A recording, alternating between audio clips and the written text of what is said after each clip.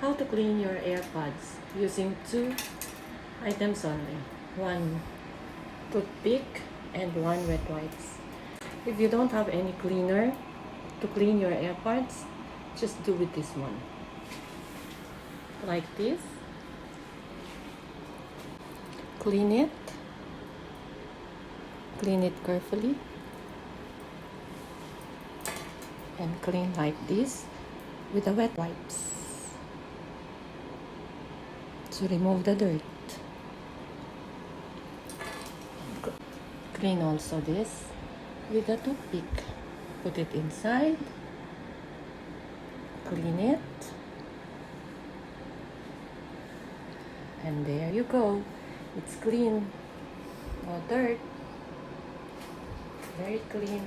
Your iPhone. AirPods.